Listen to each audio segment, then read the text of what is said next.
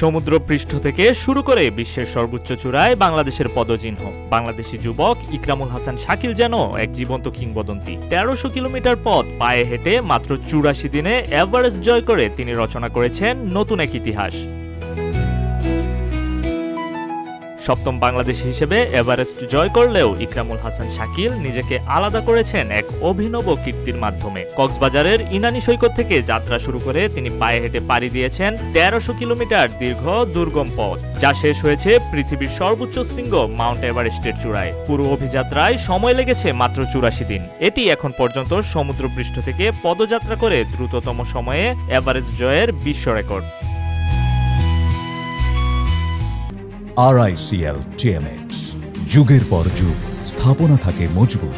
সোমবার Bangla mountaineering and trekking ক্লাবের সদস্য এবং অভিযানের সমন্বয়ক সাদিয়া সুলতানা শম্পা বিষয়টি নিশ্চিত করেন। তিনি জানান, শাকিল এভারেস্ট বেস ক্যাম্প ৪ পর্যন্ত নিরাপদে ফিরেছেন। যদিও এখনো তার আরোহণের নির্দিষ্ট সময় এবং সঙ্গীদের পরিচয় পাওয়া যায়নি, তবে নেপালের দায়িত্বপ্রাপ্ত কোম্পানি থেকে তার শৃঙ্গ জয়ের বিষয়টি নিশ্চিত করা হয়েছে।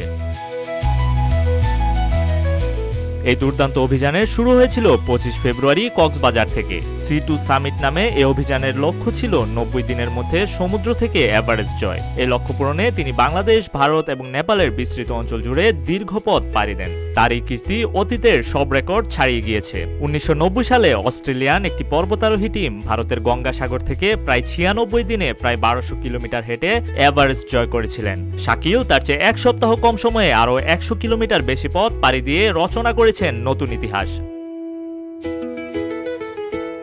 এর আগেও শাকিলের ছিল হেঁটে পথ পাড়ি দেওয়ার সাহসী গল্প। ২০১৩ সালে তিনি কলকাতা থেকে ঢাকায় ১১ দিনে হেঁটে আসেন এবং পরে বাংলা মাউন্টেনিয়ারিং অ্যান্ড ট্রেকিং ক্লাবে যোগ দেন। ভারত থেকে প্রাথমিক পর্বতারোহণের প্রশিক্ষণ নিয়ে তিনি ২০১৫ সালে কেয়াজুরির ২০,২৯০ ফুট পর্বতের শৃঙ্গ জয় করেন।